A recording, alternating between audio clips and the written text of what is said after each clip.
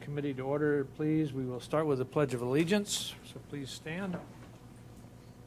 I pledge allegiance to the flag of the United States of America, to the republic for which it stands, one nation, under God, indivisible, with liberty and justice for all. Thank you. And we will move on to public comment. And no one addressed me, and no one approached the clerk to address the committee. So we will move on to approval of the executive committee meeting minutes from September 15th, 2022. What is your pleasure? Motion by Supervisor Robinson. Is there a second? Second by McEwen. We got a second already. A second by Supervisor Van Cray. Any discussion on the minutes as presented in the packet? Seeing none, all those in favor of the motion to approve the September 15th, 2022 Executive Committee meeting minutes as printed signify by saying aye. Aye. Aye. Opposed, say no. Motion carries. Thank you. We'll move on to education presentations and committee discussion. None. Operational functions required by statute, ordinance, or resolution. None. Policy issue and discussion and possible action. We'll start with item number 7A, discussion and strategic plan updates from the standing committees and possible recommendations to the full board. I've had discussions with several of the other committee chairs. I had a discussion with ERC. ERC had forwarded to us their original changes. There was some additional adjustments that were made by staff, and was so the ERC committee chair said he was taking it back to ERC for one final review, and then we'll be forwarding it back to executive committee. So we do not have ERCs, but we do have extension, education, economic development committees updates or proposed updates for discussion. And so I'll turn it over to the vice chair of the EEEDC committee, Supervisor Book, please. Thank you. I would like, oh, sorry. Yes. Thank you very much.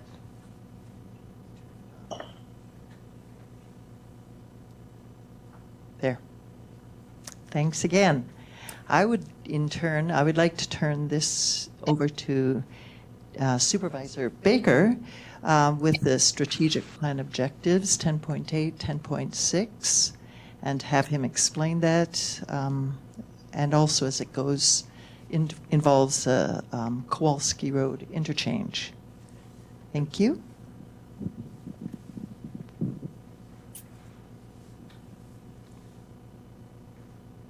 Thank you, Supervisor Buick and Chair Gibbs. So I will start with 10.6. I'll read that just so we're all familiar. Objective 10.6 is to ensure the future availability of a skilled and flexible workforce prepared to meet the needs of both existing and emerging industries and technologies. And strategy A and B were both reviewed by staff, and they're both still active and we felt pertinent, so we didn't change those. I can read those, but we didn't have any proposed changes. So strategy A is work with the North Central Wisconsin Workforce Development Board to ensure a well-trained workforce. And strategy B is seek out additional opportunities to partner with local education providers, secondary and post-secondary. And then in outcome measures 1, the previous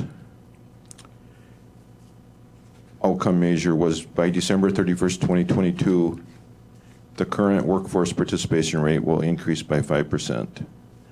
And in the packet for Triple ED, if you want more information, you can look in there. I have a graph in there that shows that over 8 years or so, that's dropped substantially, like 3-4%, and then early 2020, in a matter of months, it dropped another 3%. And we felt that that's not a measure that we can really impact directly at the county. So we're proposing that we change that to be by December 31st, 2024, the number and percentage of self-sufficient households in Marathon County will increase or remain the same. And we're basically defining self-sufficient households as those that are not using government assistance. And I had volunteered during the meeting to help the staff draft that metric. So that meeting was the same time as the North Central Health meeting, so we didn't have a staff member present at that meeting. So I'll read outcome measure 2, and then we would discuss what, all of the. So by December 31st, we changed 2022 to 2024. The number of vacant positions was changed to the number of unfilled job openings within Marathon County will be reduced. So, and that is objective 10.6. So if anyone's have questions or concerns or discussion, obviously. Okay, any discussion by the executive committee on the proposed changes from EEEDC on the outcome measures in outcome measure 1 and the proposed changes in outcome measure 2? Supervisor Van Cray, please. Thank you, Mr. Chair. Supervisor Baker or Book, I just have a question. Is there a difference between number and percentage in outcome measure 1? So the idea there was that the absolute number would increase and also the percentage would increase. So those wouldn't necessarily both be true. One could be true and one could be false, so we wanted them both to be true. Thank you. That's what I was asking. Other questions, other discussion? Supervisor Robinson. I guess I'm struggling for how the county will do this. I know the United Way is changing their focus to United to Thrive. I believe that's the catch. I should know, but and they're trying to reduce or raise the incomes of people. Are you trying to coordinate with that United Way effort? Otherwise, how do you envision the county as an entity contributing toward that outcome measure? Well, I would say that same question could be asked about many of our outcome measures, and I've said that before. So we've had discussions at our meeting, and I believe at your last executive committee meeting, about whether these are things that the county can control, or whether they're things that we see as a goal for the county, but maybe not within our direct control. And I would say both of these are not things that the county has direct control over, but does have impact over. Administrator Leonard, please. Thank you, Mr. Chair. I just pulled up the United Way website to make sure that I could state the goal, because they do seem to be aligned, as alluded to by Supervisor Robinson. The new mission for the United Way is, as Supervisor Robinson referenced, uniting to It's not uniting to thrive. Sorry, I was just too far away.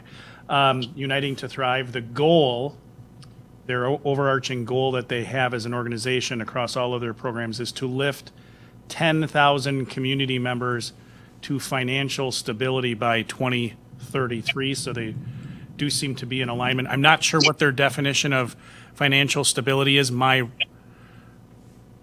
belief of what it is it's raising people's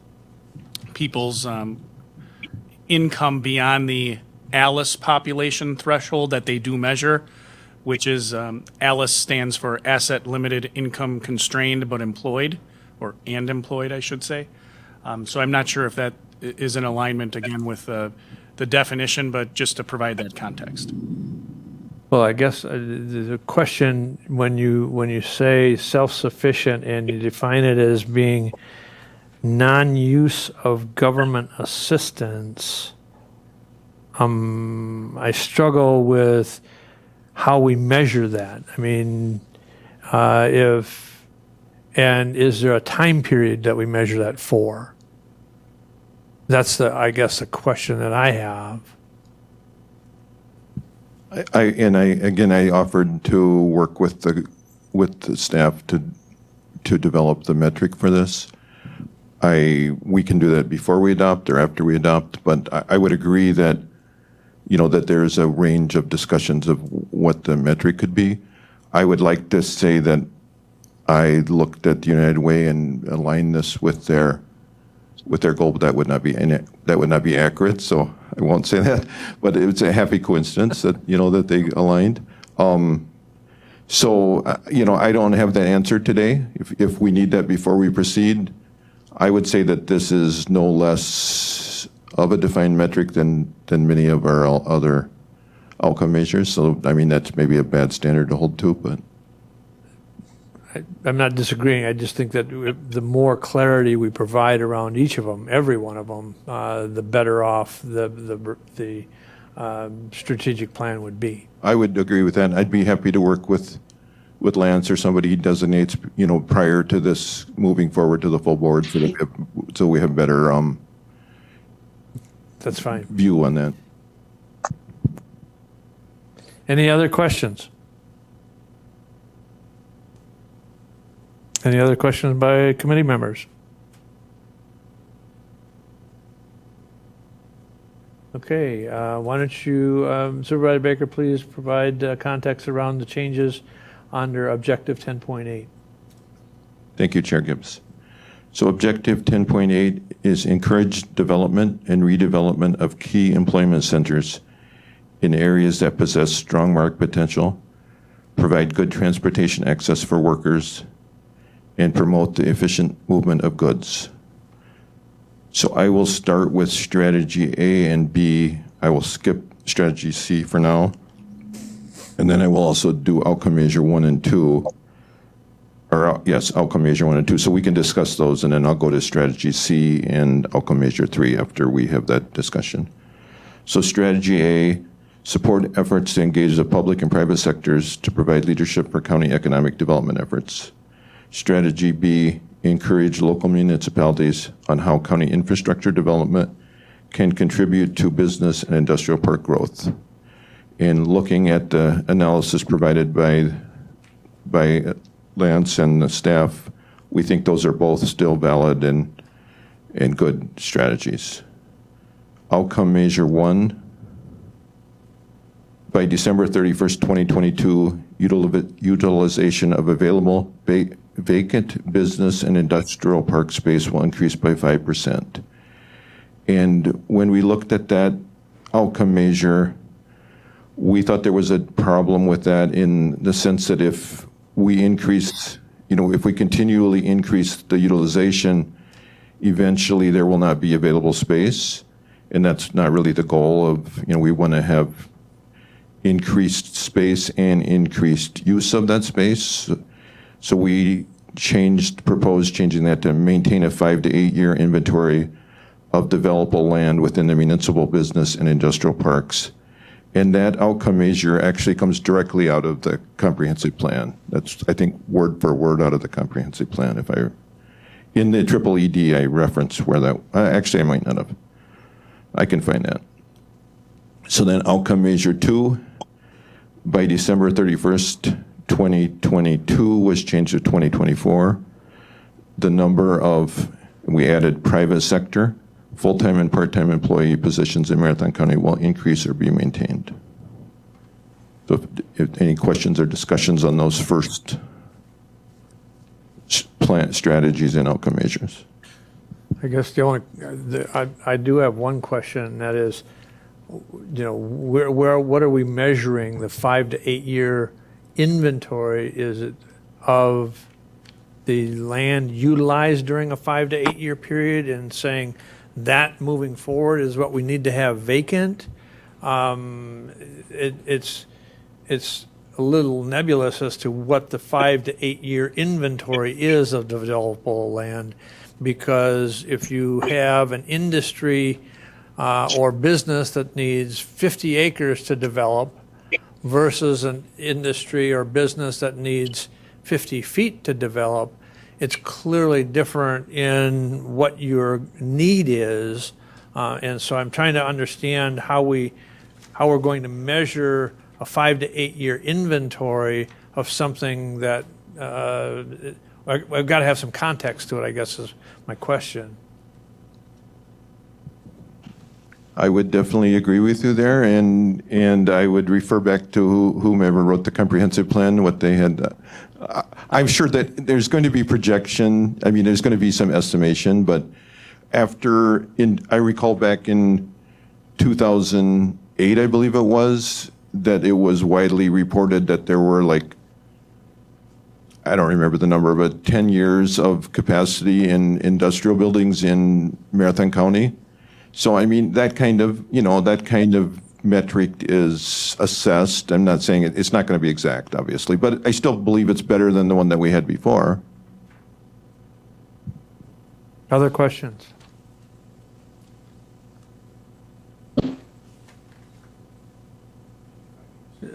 Lance, please.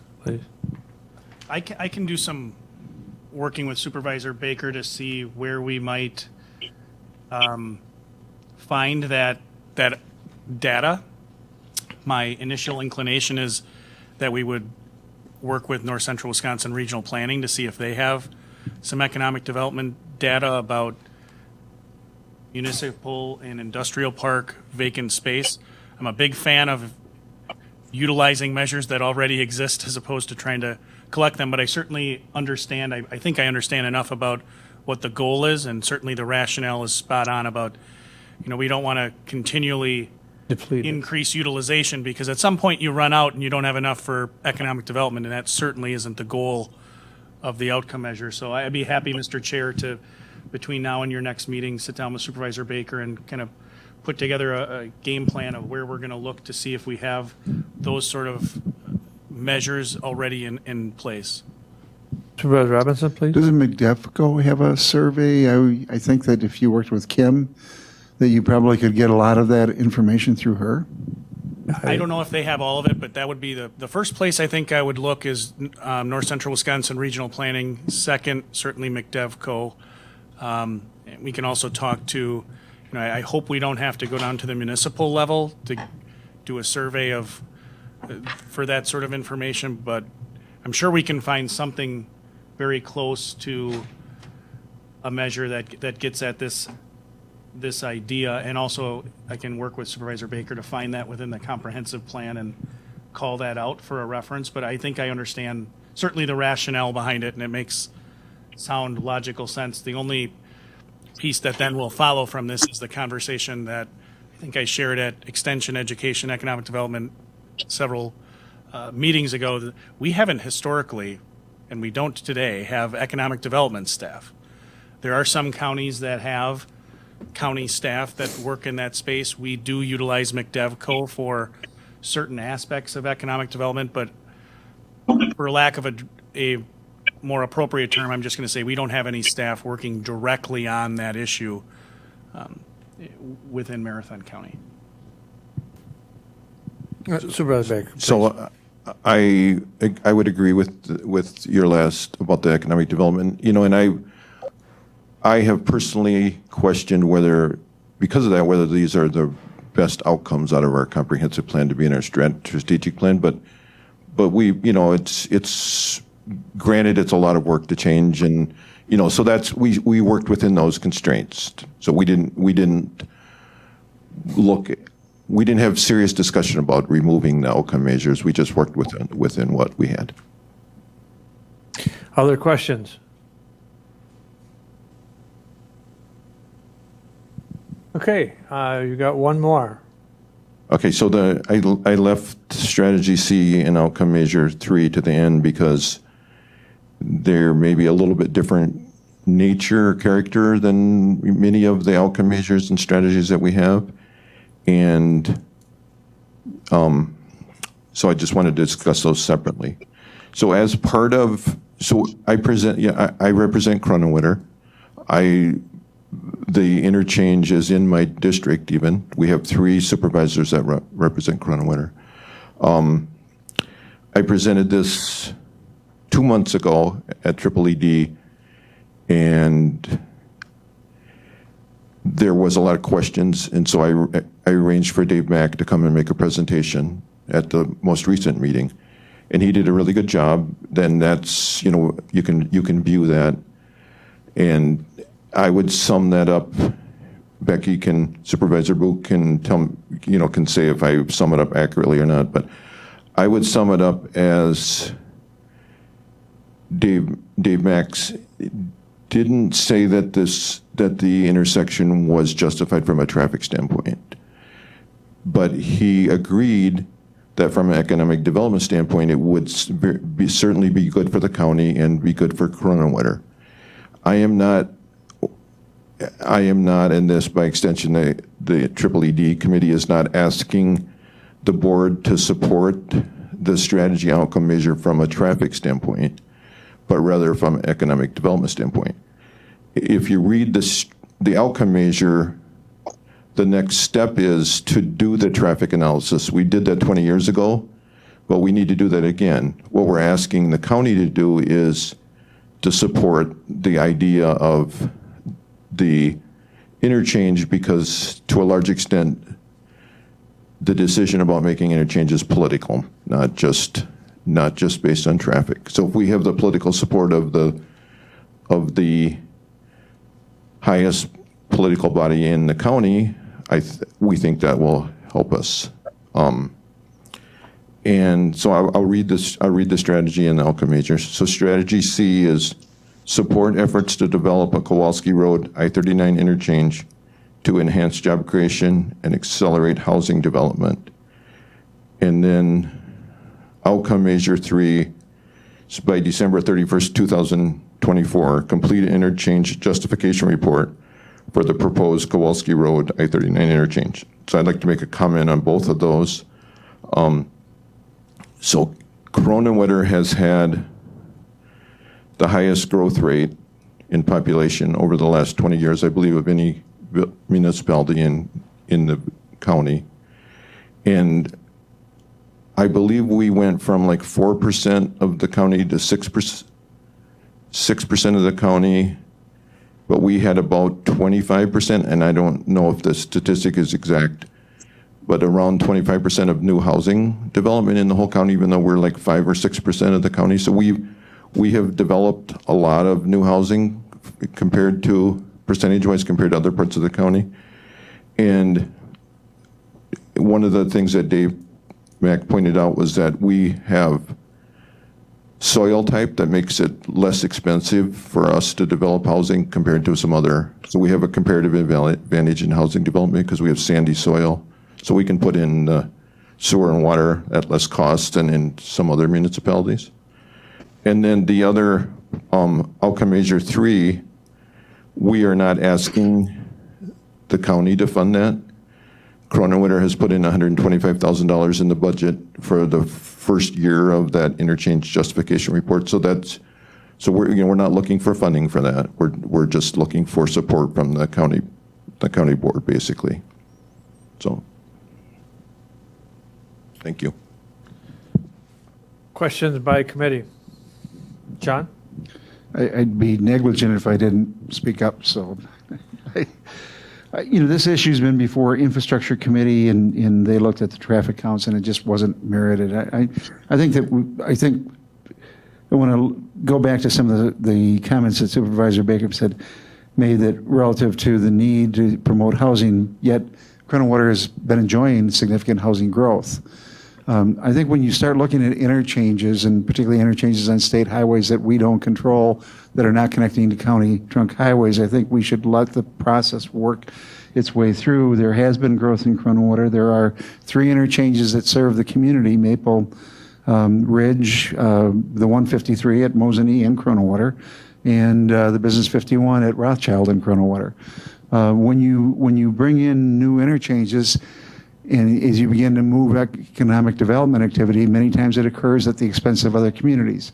And I would like to draw your attention to the fact that we now have a vacant space across the street from this courthouse called the former Wausau Center Mall, which was relocated to Rib Mountain because of interchanges and other developments. So there are costs and consequences associated with creating new interchanges that result in displacement and removal of people. If it was only to attract new people, that would be one thing. But I think that there are significant ramifications that impact other communities, and as such, I don't support including this in our plan. I think if Cronin-Water wants to advance it to the state, let the state look at their criteria. We are not a decision maker in that process, and I don't support it.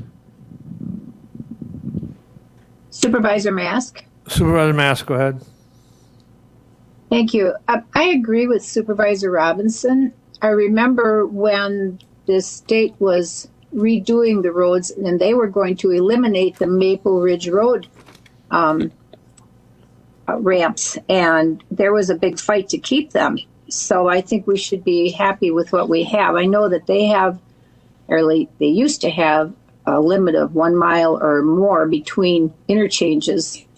So I think we should be happy with what we have. I don't think the state would even approve it.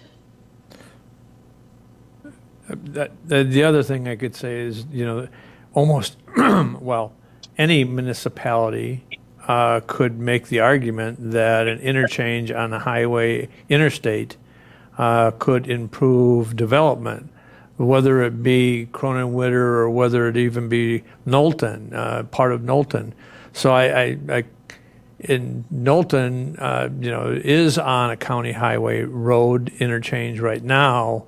I question the county's role in supporting an interchange in light of other municipalities' potential wanting the same thing. And then the other side of that is, and I'll use Supervisor Baker's own words, is that Cronin-Witter has developed significantly in housing in spite of or not without that extra interchange. So I don't know that it has hampered its growth. And in fact, it's actually the growth has been encouraged by the ability and, as his own words were, the soil types. So that's the concern I have. Supervisor Van Crane. Thank you, Mr. Chair. First, I'd like to say that it's not that I don't support this interchange. I used to live right over there, and it would have probably been really nice to have an interchange right there.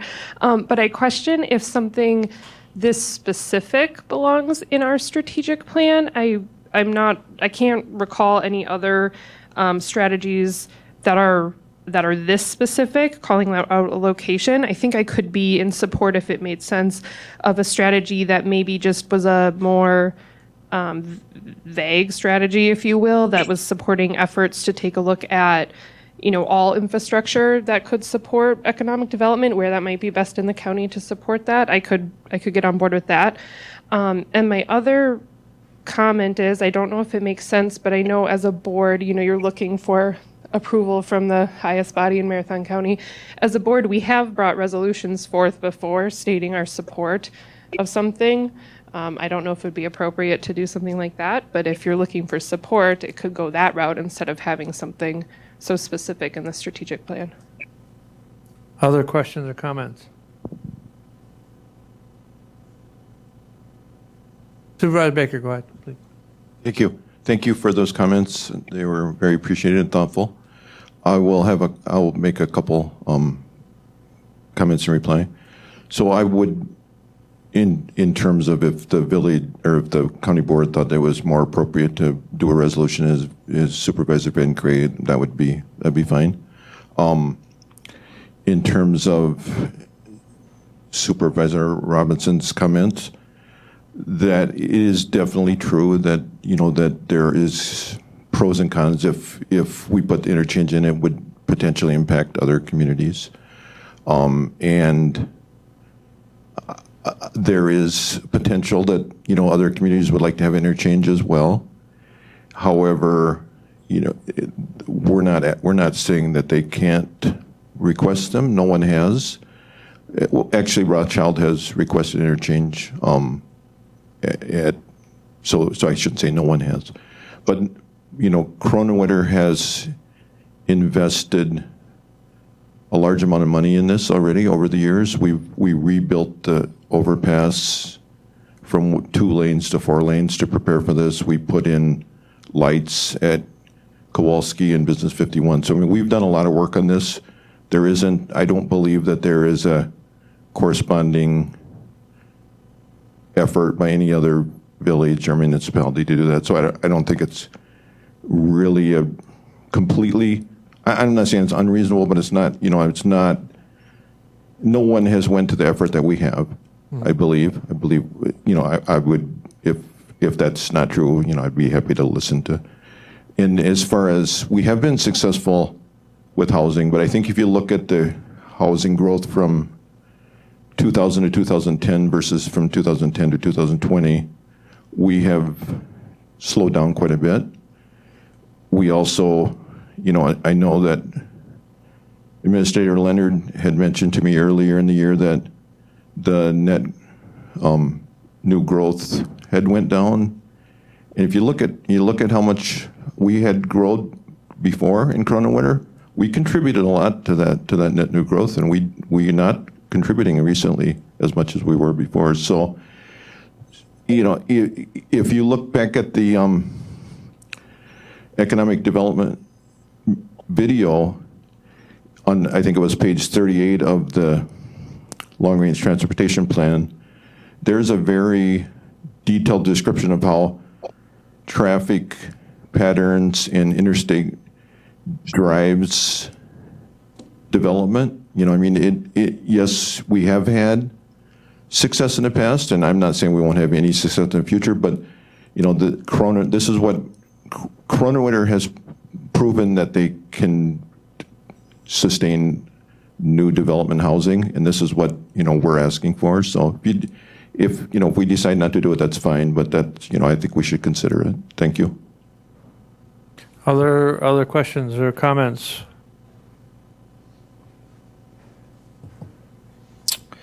Okay, we will move on then to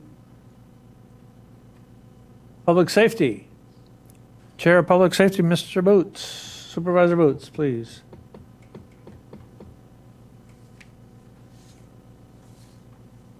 Hello. So I guess I will start with, I will go turn it over to Gene and I guess Lance.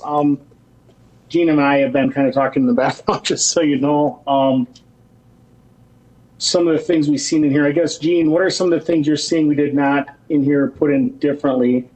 I know 12.3 we discussed, but we did not get, it wasn't anything major except adding F and G. If you look at 7.1, we added a new strategy B, we added D, E, and F, and then we had outcome measures added of outcome measure for the white paper for the state public defenders and the attorneys accepting public defender appointments. That was the major one. We did have just so people know, Lance and myself were able to meet with the public defender's office, the DA's office, and there's a very, very large gap in representation for both the DA's office and the public defender's office are having trouble finding people because of the wage. So we did do a resolution at the last meeting on Tuesday actually to get that taken care of, and hopefully the state will increase that from 26 something an hour to 35 so we can get personnel to do that work. I guess, Gene, can I turn it over to you of things that I can kind of see what we have here. We have a little bit of stuff different on here. Did you have any notes? I'd have to pull off on my iPad, and I guess I'd have to go on there and take a look, but Well, originally we approached it from the 7.1, provide cost-effective and high-quality public safety services, and then we went from there. And some of the overlap goes to 12.3, but to be truthful, this other document that says 12.3 at the top, I haven't seen that until just a little while ago because I looked through the packet yesterday. So, Lance, where did that come from? So I'll move the mic closer. The goals relative to 12.3 there were specific request to add the high-quality public services and take out public safety. So these were the motions and modifications made. I will say a lot of them, as Supervisor Boots or Chair Boots referenced, there's overlap. So if I can just to kind of orient everyone, they did, as Supervisor Mask referenced, begin with 7.1 because that is the objective within the strategic plan over which public safety exercises jurisdiction. And the modifications with respect to that objective really began with item B, but I did put notes in the document because there was discussion at the committee with respect to every strategy, very similar to what Supervisor Baker referenced from the Extension Education Economic Development Committee. So 7.1 strategy A, there was discussion to again continue this strategy as it's drafted. However, there continued to be support for the committee, or from the committee rather, to move forward with that evaluation relative to the emergency medical service delivery models, the idea of countywide EMS. So I wanted to specifically note that in my notes for the executive committee that was discussed by the committee and continues to be a focus. Relative to item or strategy B specifically, there was discussion about, really, is this something that needs to be continued? This seems to be a statutory mandate. It's non-strategic in nature. So the committee worked and essentially pulled a strategy from the comprehensive plan, again, similar to what Supervisor Baker referenced, looking to that comprehensive plan as a place from which to identify areas to become new focuses through the amendment to the strategic plan. And it reads, reduce recidivism by creating a mechanism to respond to high utilizers of our justice, mental health, and social services systems, which that committee has focused a great deal on, and staff have as well. We've talked a lot about the idea of how do we identify these high utilizers across our systems and develop targeted programs to reduce cost and deliver higher quality care. I know in the discussions at the committee, Supervisor Boots brought up a presentation several years ago that he observed with Supervisor McEwen at a National Association of Counties conference. So that was the thought process behind their recommendation there, as I recall. Strategy C is continued as drafted. Again, it really aligns with the idea of looking into emergency medical services consolidation, that we want to have an idea of what those response times look like. Strategy D, this is one of those areas of overlap that Vice Chair Mask referenced, that the county board adopt, maintain, and fund employee class compensation plans and government policies that prioritize the retention and recruitment of the high-quality, skilled workforce needed to deliver government services. And I'll certainly defer to the supervisors for their thought process. My understanding of all the committees of the board, apart from perhaps HR Finance, Public Safety has had the most conversations about the impact of some of our challenges relative to recruiting and retention, both within the justice system as the direct justice system within the court system, as Chair Boots referenced, with district attorneys and defense attorneys. Again, those staff aren't Marathon County employees. District attorney staff are state employees, as are public defenders, but the idea is consistent. And then, of course, within our correctional system, the committee has heard from the sheriff's office on a number of occasions relative to some of the challenges we've had with corrections officers as well as dispatch. The board will, and this committee certainly recalls, we actually had to cease operations at both our secure detention and shelter home facilities based on staffing throughout last year. So that kind of formed the basis for that recommendation. It was discussed to also add that to objective 12.3, because the idea, again, that it's not just within the criminal justice system and public safety services, it's all of public services where that idea of employee retention and recruiting is important. Strategy E really was just a specific call out to the work that is being done around the Marathon County Forensic Science Center to make it a focus moving forward to try to develop those funding partners to support the allocation that the board made of American Rescue Plan Act funds to try to come up with the rest of that essentially $10 million of outside funding. And strategy F is to consider feedback from municipal leaders on safety concerns on county highways and multimodal transportation systems following quarterly safety meetings. This is actually, and I noted it, this is in kind of coincides with objective 10.12 and some of the recommendations that came from infrastructure.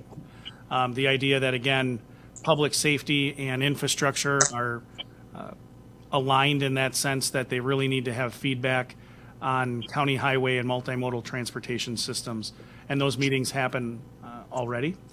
And then with respect to the outcome measure, Chair Boots already referenced this, but this idea of what is the county role, or what could the county role be relative to addressing the shortage of state public defenders and attorneys accepting public defender appointments. And I think that's a real important question of what your role will be. I will tell you what your role is right now. You're writing the check for the clerk of court's office when local judges, if an attorney is not appointed promptly on a public defender appointment, and the judge makes the determination that for whatever reason, in their determination that the individual should have an attorney appointed, they can appoint and have appointed at the private bar county appointed rate, which is higher, and the county pays that rate, whereas with this public defender appointment, those attorneys are paid by the state of Wisconsin. So rather than the state of Wisconsin paying an attorney rate of $70 an hour for a public defender appointment, if an appointment does not take place promptly enough, the courts are appointing at the $100 county appointment rate. And they, based on those court orders that are happening, as I understand it, and I need to follow up with the judges some more on this and our clerk of court, right now those orders are providing for a repayment obligation on behalf of those individuals. But as you can probably infer, our collection rate is not 100% on those collections. So certainly there's a financial impact to the county. So the Public Safety Committee has heard from our various departments on that quite frequently. And as Chair Boots said, he, along with the district attorney, myself, and other county representatives did meet with the state public defender's office, the state public defender, in fact, Kelly Thompson, and a member of her staff as well as local staff to talk about the challenges that they're having. And they're having those challenges across the state of Wisconsin. Much like the DA's office locally and DA's offices across the state, they have a great many positions vacant within the various public defender offices around the state of Wisconsin. So I hope that gives you a good background. Supervisor Boots, go ahead. So I apologize. So what I didn't know, Lance, just so you know, so we had made recommendations per 7.1 to put it on 12.3. We just hadn't had that copy yet. So I apologize. So what we basically did a lot of our work on was 7.1, obviously, because that's our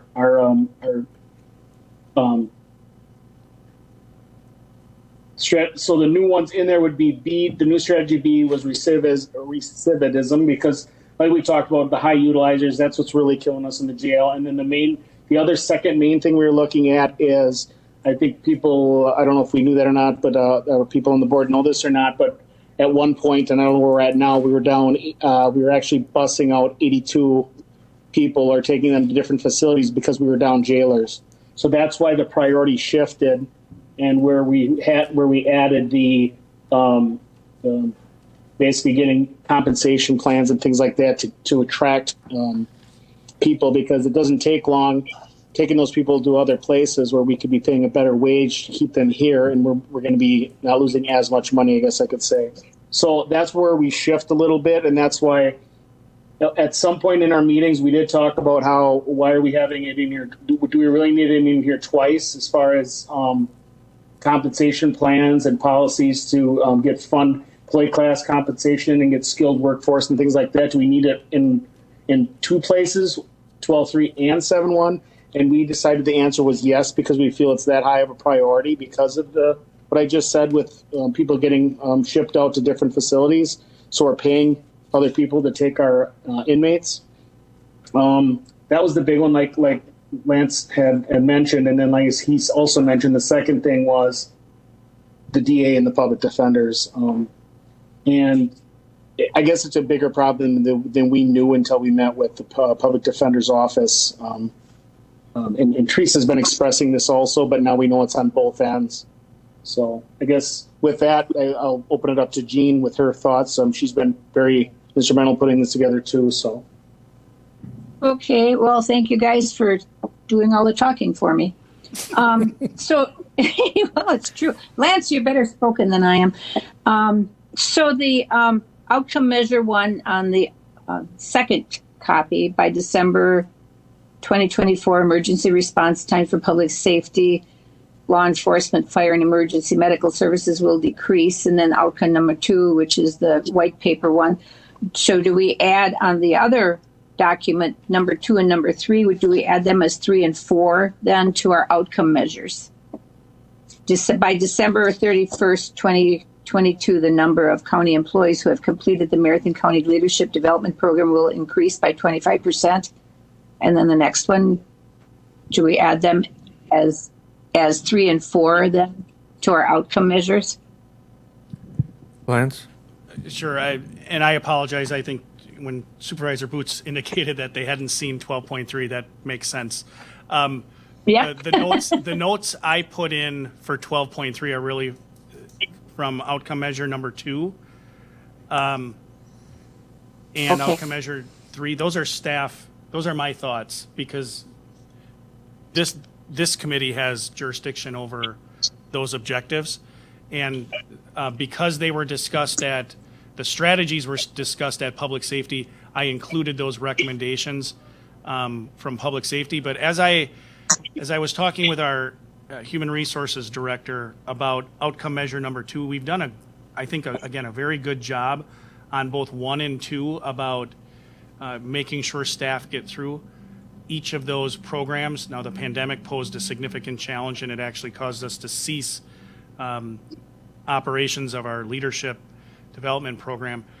But with the increased turnover, we saw some struggles with outcome measure number 2 and having a reference to a percentage. So I don't know what the right outcome measure is, but kind of similar to the comments that a number of you have made, Supervisor Baker made with some of the outcome measures in other areas. This one just posed a little bit of concern to me that, it might not be attainable to increase that percentage by 25%. As you see from the Mcgrath information for your next item, we've had a considerable amount of turnover in trying to get people through those programs. Our program was 9 months long in its previous iteration. It just doesn't strike me as the right measure. I don't know what the right measure is, but I suggest we come up with a new one. Thoughts? Matt, should we take this back to committee? I guess my thought is I would say we would leave 7.1 because we really don't need to add the 7.1. Right. We could take back to committee the 12.3 just to look at a different outcome for that one. That would be my thought, I guess. But I don't see that. Yeah, I think that's a good idea. Because I don't remember discussing all of this at committee. That's any other, Supervisor Robinson? I just want to speak in behalf of 7.1B. As it reduced recidivism by creating a mechanism to respond to high utilizers of our justice, mental health, and social services system. As many of you know, I chaired the WASA Policing Task Force, and 2 of the recommendations were dealing with mental health issues. One dealt with the expansion of CART to a second shift and weekend. The second recommendation was for active case management of people that basically are in that revolving door.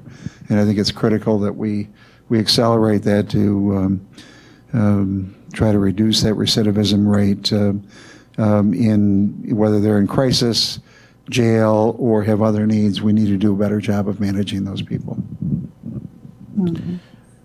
I think there's no question when they start to involve various sectors of government, whether it be social services, whether it be NCHC, or whether they be populations in the jail, or interactions with the sheriff's department and or various police departments. It's when they are a revolving door, it doesn't serve anybody well, and it only costs the taxpayers more in the long run. Supervisor So Van Crane. I'm hearing what you, I'm here. Oh, sorry. Supervisor Boots, go ahead. I guess I just wanted to make a comment to you and to Supervisor Robinson and yourself. I guess my question, and I 100% agree, so that's why we threw this on there. It is our issue. We've heard about it at NACO. We've heard of the WCA. I guess I don't know how we have an outcome measure for that. I mean, I guess if we're getting less people in the jail, that's your outcome measure, but it's kind of hard to measure that. So I guess I understand what you guys are both saying. Are you saying we need to add an outcome measure, or are you just kind of pointing out that you like the new strategy B? From my standpoint, I like the strategy. It's just, now we need to put some meat to it and actually, come up with either sustainable case management, or the CART team, so that we can actually curb the high utilizers and reduce the high utilizers' utilization of the services the county has. Supervisor Van Crane, by all means, please. Thank you, Mr. Chair.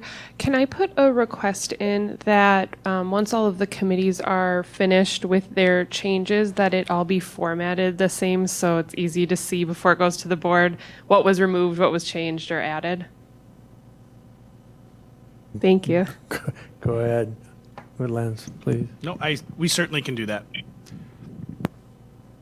And again, once everybody's completed, and by all means, if public safety wants to take this back and review it, and Supervisor Mask's comments are clearly understood, that some of this is the first time they've seen it as after they've talked about it at the committee, but it's now spelled out in written form. If they want to take it back as ERC did and review it, by all means, it may be an additional meeting or two before we actually are in a position, as with EEEDC, Supervisor Baker's offered to work with administration and or staff to come up with some more definitive language, and I think is all positive for the outcome of a strat plan that's meaningful. I think that's a good idea. I attended the meeting on WebEx when they were talking about expanding CART, and the fact that some of the CART people actually follow up with high offenders and try and keep them from reoffending, or high users, whatever you want to call it. But we could probably add some of that to our strategy as support. So yeah, I think this needs to go back to committee. All right. Any other discussion? With that, I guess that's what as per what Gene said, and then what the other discussions we've had, we'll take it back to committee just to make sure. I want to have the committee at 100% buy-in before we stamp this. So yeah, I guess that's what we're going to do, and we'll bring something back to you at the next meeting. Very well. We'll move on then to the next item on the agenda, and that is the process for administrators' evaluation in regards to the compensation class, the class comp study and implementation for the 2023 budget. I put this on in light of what the HR Finance Committee has done, and so I put it in for understanding and some consistency with the implementation of the class comp study, should the full board approve the recommendations from HR Finance. So with that, I would offer Supervisor Robinson just to go over at a high level In your packet, if you updated and downloaded the packet, you'll have the PowerPoint that was provided to HR Finance and gone over from the Mcgrath study on the class compensation. So Supervisor Robinson, as Chair of HR Finance, please. Well, thank you. We yesterday unanimously recommended approval. And I'm going to just start out with, not with that study, but some information that Molly had provided to the committee. And, just when you look at vacancies this year, month over month, in January we had 64, February 86, 83 in March, 90 in April, 72 in May, 67 in June, July was 69, August 67, and September 77. And when you start looking at attrition in departments, the Sheriff's Department had 34.5 positions, or 17% of their staff. Attrition in some of those could be the same positions turning over. Highway had 25%, CPZ had 54%, 20% in facilities and capital management, 16 in the health department, and 27% in the library. We've been having a difficult time dealing with recruiting and retaining employees, and part of that goes back to the issue of wages, which is why Mcgrath was hired by the county, and I'm not going to spend a lot of time on their background, but they were basically asked to look at how we compare with others, and how do we attract a qualified workforce and retain them, and quite honestly, how do we even get them to apply for a job? I was at a recent seminar where they said that 35% of the women that left the workforce because of the pandemic have not returned, and part of that is child care and the lack of child care support, and they made an economic decision to stay at home and not come back to the workforce, and we've got an aging workforce and not as many young people entering the workforce, so we need to be competitive, and how do we ensure that there's equity and we keep the levels of management so that we don't have an entry level making as much as a supervisor, so we can protect that and then comply with laws. So Mcgrath used their expertise, but employers are concerned because this is a problem not unique to Marathon County. So as we address it and try to come up with strategies, other counties are, which will mean that we'll have to stay on top of it going forward. But one of the things that they found is that the hardest hit job classification was $40,000 a year. And those are the people that interface with the public and the community. And we need to make sure that we're competitive and attracting the highest quality people in those areas. Again, we are seeing shifts into, our workforce is with us for a shorter period of time. The average length of stay, I think it was at one time 10 plus years, and we're well below that now.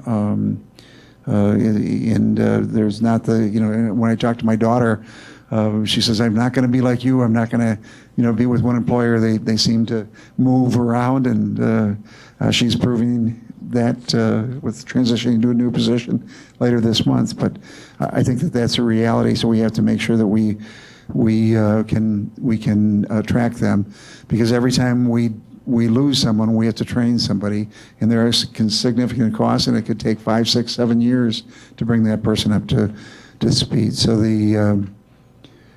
there are lots of reasons why we're concerned, and you've all been hearing about that. So the study looked at the classifications. They sat down with administration, the department heads, employee relations, and they all ought to be thanked for their participation in this study. I think we've got a good quality product at the end of the day. But they looked at the compensation and the classification, and came up with a number of categories where they put like positions, whether they were in different departments or not, for the classification purposes. And they began to look at what other counties are doing, and they looked at comparables, and there's a list of the comparables. In some cases, we went to like Rochester, but we needed to develop a robust enough database to be able to look like at positions like the airport manager. How do they fit? We can't go to Lincoln County and in Portage County because they don't have a similar position. So we needed to make sure that we had an adequate database. Not all counties have county administrators or deputy county administrators, and to just be robust enough. And we didn't look at all of them for every position, but rather to make sure that we had enough comparables. And the goal was not to put us at the top of where those groups were, but look at where the market was, and the average market rate of about 50%. And the goal was to be within that 45% of the market, no lower than 45%, because you start losing people. So they began with that assumption that we would look at it. But if you look at where we are with the minimum rates at which we typically will hire people, we were 81% below the market, the average market minimum, and that's a concern. In terms of midpoints, we were at 68% below the average market midpoint, where we expect most people to be. And then the average for incumbents, we were 52% below the average market. People can work their way up through that system, and we were seeing that through turnover. So they developed they evaluated the progression through the existing system, looked at it, met with the department heads on the classifications. All the department heads were looked at, with the exception of the county administrator. That's the purview of this committee that we'll be talking about later, and we've developed a strategy. But there are some demographics. 36% of the workforce has less than 4 years of service. A significant amount of turnover. We continue to age in certain departments, and we'll be looking at turnover in the future. And 41% of the workforce is under the age of 40. Which is most likely to move on to different positions and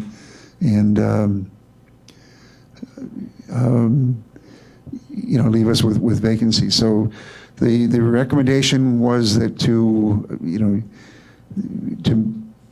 update the salary schedule to make sure that we're competitive within that marketplace at 50%. And then reviewed all the position classifications, job titles, and try to put them in the various tiers, and then go from there. And I think that's adequate enough for what we need today. And the Human Resources Finance Property Committee recommended adopting the classification study in its entirety, which included the administrator's position, and ultimately where the administrator falls within that range. There is a range: minimum, midpoint, and maximum is up to the executive committee to set. So the reason that I wanted the executive committee to have at least the base knowledge of the Mcgrath study was to understand that they made a recommendation, and the finance committee adopted it, moving it to the full board for its consideration. And the reason that it's on the executive committee's agenda is because we have one employee. The full board has one employee. That employee is the administrator.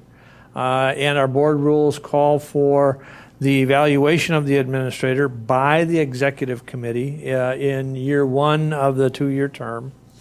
And that normally happens in January, February. But if the board approves the recommendations and implementation of the Mcgrath pay study, the recommendation and proposal is that the implementation would take place in December, starting with the pay period beginning on December 11th. So if we wanted consistency throughout all the employees, that meant that because next year there will still be evaluations of the employees, but there will be no pay for performance payment to each of the employees. That's all going to be implemented as part of the Mcgrath study implementation. So there's not going to be a second round that normally happens in March or April when the employees would normally be receiving their pay for performance adjustments. So the question to this committee is, do we want to change our evaluation timetable so that we can look at and implement the pay for the administrator at the same time when all the other employees are, again, given the parameters that the board still has to act upon the Mcgrath study. Because if that does, that means that we need to, if we want to change, that means we're going to have to do the evaluation in November so that we can act upon it in December. Or the other option is wait till the board takes action. If the board takes action and it's scheduled to be brought to the board in this month, and the board acts upon it, if we wait to make a change and do the evaluation in November, we're going to be making potential adjustments in December or more likely January. And so then we're going to have to back pay. If we adjust the administrator's pay, then there'd be a back pay. So I'm open to either way, but if we wanted to be consistent with all the other employees, that we're treating all the other employees the same as the administrator, or all the other employees, or the administrators being treated the same as all other employees. I throw it out for discussion. Thoughts? Supervisor Mcgrath. Thank you, Mr. Chair. Is there a recommendation from our HR director what the best route is to go, like the easiest or makes sense under that? I would throw it to the administrator. Well, your HR director, my HR director, is not here, but I'll tell you this: it doesn't matter. To the chair's point, I'll start with just what our past practice has been for staff, tell you how our plan with the current implementation plan that's set forth in the resolution that HR Finance moved forward, how that's different, and then I'll talk about what that really means for your evaluation. But in terms of our normal process for all employees, that really isn't changing in terms of the schedule for the pay for performance evaluations. That schedule is not going to change. We're going to start that very soon. Managers and supervisors and department heads are going to sit down and meet with their staff and go over our pay for performance evaluation form with their employees. They are going to conduct those evaluations, rate those employees. The only difference in terms of how it's going to be implemented is, as the chair referenced, any increases through the pay for performance system that used to be implemented, they take effect in early February. So it would be February 5th of next year. And then employees would have seen that new rate. They would have been paid that new rate on their first paycheck being received March 3rd. We're shifting that with this, the plan, and the reason is primarily our Workday implementation. There's some efficiencies from our HR director's perspective to do that early. The difference is, as the chair referenced, those new rates of pay will be effective December 11th of 2022.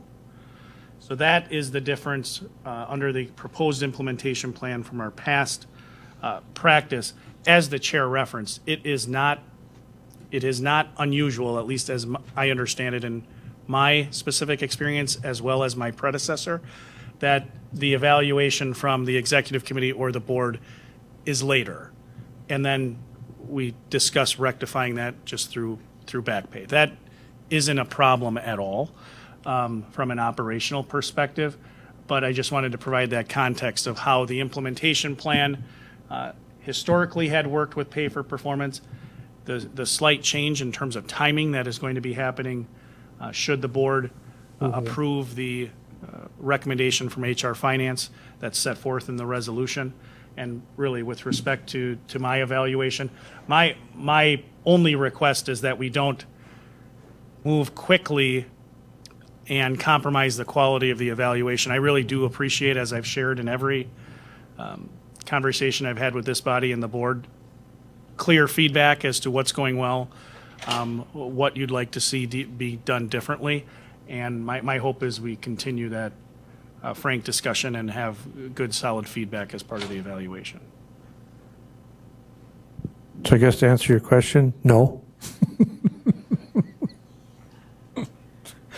Other discussion?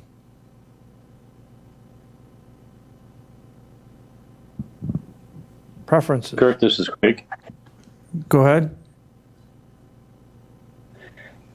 As far as evaluation and as far as this pay for performance, I believe that we've always treated the administrator the same as the other employees with respect to the evaluation. Like I said, that could make a difference. But to me, I think we need to keep the administrator. We need to keep him as our only employee. Up to pace as far as what that pay study said. So I believe we need to make sure we are treating the administrator fairly. Thank you. Yeah, I guess I'm not concerned about that quite so much as whether or not we adjust the process to do the evaluation, provide the feedback to the administrator, and if there is an adjustment to his pay, that it be consistent with what the potential implementation is for the rest of the employees. That's what I was asking this committee to weigh in on. Whether we do it consistent with the rest of the employees and adjust, if there is an adjustment to his pay, in starting December 11th, that just means we've got to accelerate his evaluation, accelerate the timetable on the evaluation in comparison to what it calls for in our board rules. Our board rules call for that evaluation to take place after January 1st of 2023. Supervisor Robinson.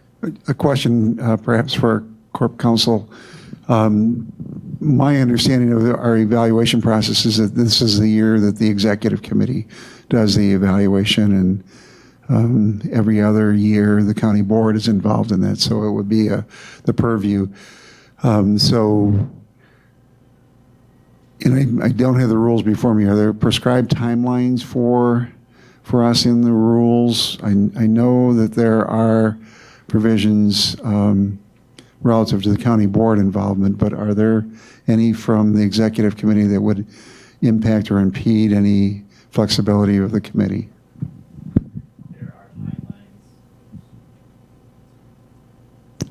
There are timelines relative to this body's action as well, I believe. I'm just pulling it up myself here.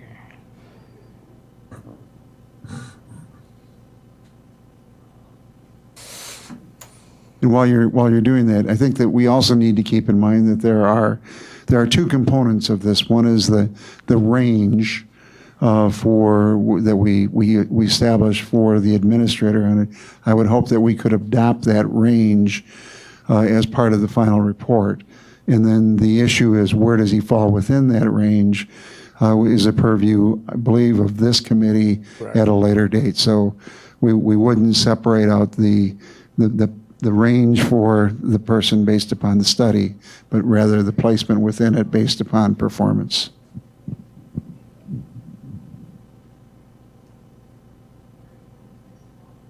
Supervisor Boots. Supervisor Boots, go ahead.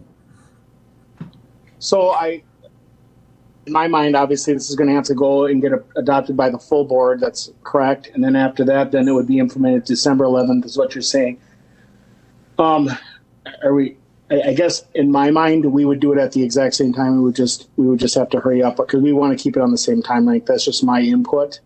That being said, there's some questions I had about the study itself that's not on the agenda, so that's what I'll leave it at. But I would assume we just keep it at December 11th, and we would just have to speed it up in the executive committee's end.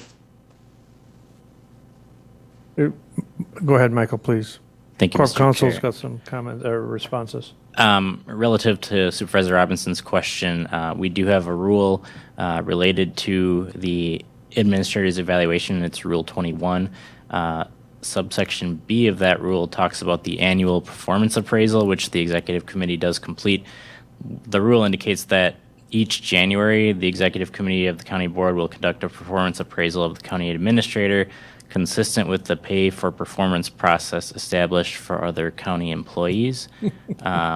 So that is kind of Kind of contradictory contradicts if each other we're there, right? changing the process for county employees. I would have to say that I think the rule was written to ensure that the administrator's evaluation was completed by January to be consistent with other employees.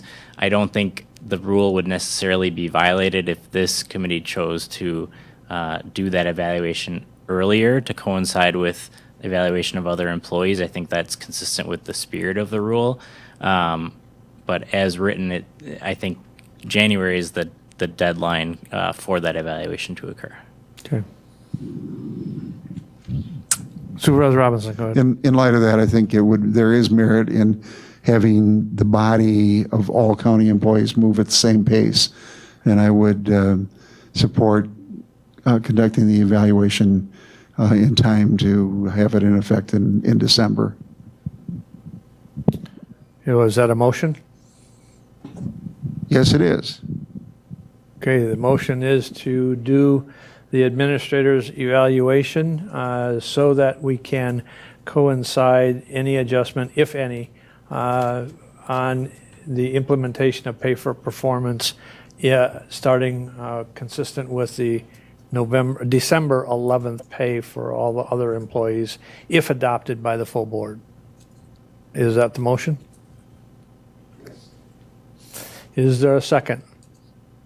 McEwen, second. Vice Chair McEwen with a second. Any further discussion? Any further discussion? Seeing none, all those in favor of that motion signify by saying aye. Aye. Aye. Aye. Aye. Opposed, say no. And the motion is carried. Thank you. And with that I will get the evaluation forms out to the executive committee shortly to be completed and then brought back and compiled, and then we'll have a closed session discussion on that evaluation before we make the final summary, which ends up in the administrator's file. With that, we move on to the next meeting is November 10th of the executive committee. Any future items are being asked to be brought to the chair for discussion. Seeing none, we are down to item number 9. What is your pleasure? Motion by Supervisor Robinson to adjourn. Is there a second? Second by Supervisor Van Cray. Any discussion on adjournment? Seeing none, all those in favor of adjournment signify by saying aye. Aye. Aye. Opposed, say no. We are adjourned. Thank you, ladies and gentlemen.